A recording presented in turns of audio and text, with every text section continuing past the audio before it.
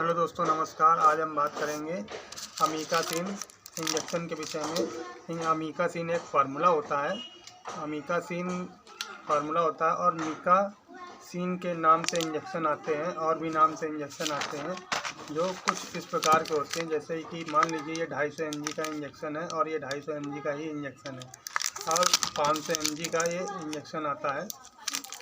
दो प्रकार से लगभग इंजेक्शन आता है और इनके ये 3-4 प्रकार के नाम से आते हैं। जैसे मीकासिन के नाम से एक इंजेक्शन आता है, जो कि मैंने अभी आपको दिखाया, और अमीनोकैसिन के नाम से आता है, मीका स्टार के नाम से आता है, और एलिनफेक के नाम से आता है, और मीका मैक के नाम से इंजेक्शन आता है। अब हम इसके विषय में बात करेंगे कि ये किस कंपनी का आता है और इसका कंपनी का क्या नाम है। ये अरिस्टो कंपनी का होता है और यह 250-500 mg के रूप में आता है। इसको किस रूप में लगाया जाता है, किस रूप में नहीं लगाया जाता है, इसको दोनों प्रकार से लगाया जाता है। एक IV के रूप में भी लगाया जाता है और एक IM के रूप में भी लगाया जाता है। IM मतलब इंटरनल मस्कुलर, और IV जैसे मान लीजिए हिंदी भाषा में आप नसों में लगाया जाता है, बोतलों के में डाल करके इंजेक्शन लगाया जाता है। यह 30 से 60 मिनट की स्पीड में धीरे धीरे करके इसको लगाया जाता है। और दिन में बीमारी के को ध्यान में देते हुए या ध्यान में रखते हुए इसको 8 से 12 घंटे में एक बार ही लगाया जाता है। इसका क्या कार्य होता है ये आप समझिए। इससे पहले जान लेते हैं इसकी MRP क्या होती है। 250 mg की MRP लगभग 50 से 53 रुपये के आसपास होती है और 500 mg की MRP लगभग 110 से 113-15 के आसपास होती है।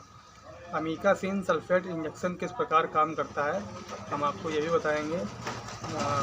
ये एक एंटीबायोटिक इंजेक्शन होता है। बैक्टीरिया में महत्वपूर्ण जैविक कार्य के लिए आवश्यक प्रोटीन के संश्लेषण को बैक्टीरियल वृद्धि को रोकता है। जो बैक्टीरिया हो जाते हैं उन वृद्धियों को रोकता है।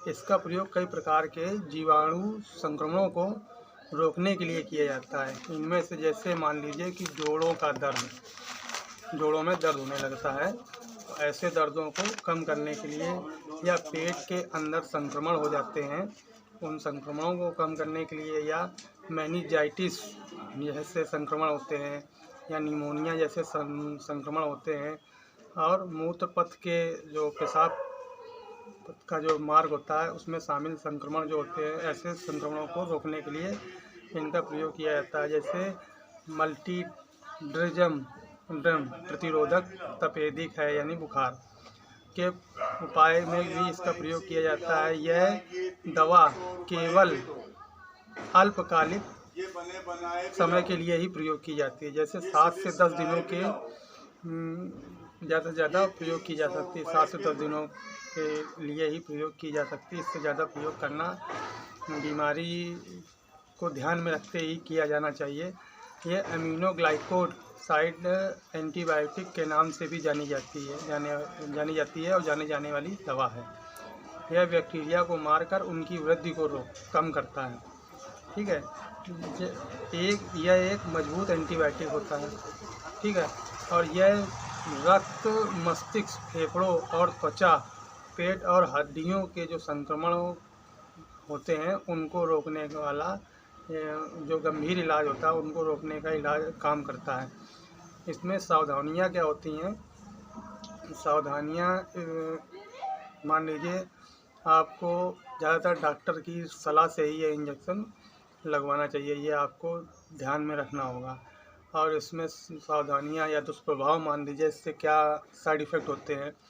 जैसे उल्टी है, दस्त है, काला मल आता है ना, और पेशाब की वृद्धि में कमी हो जाती है, त्वचा के में चकत्ते पड़ते हैं, पित्त में सूजन आ जाती है, लालिमा आ जाती है, पलकों में की सूजन हो जाती है, पलकों में सूजन हो जाती है, और फैली हुई पुतलियाँ जब फैल जाती है, फैली हुई पुतलियाँ हैं, जैसे दृश्य में देखने में, आँखों में देखने में कमी परेशानी होती है, थकान होने लगती है, चक्कर आने लगता है, बेहोशी होने लगती है।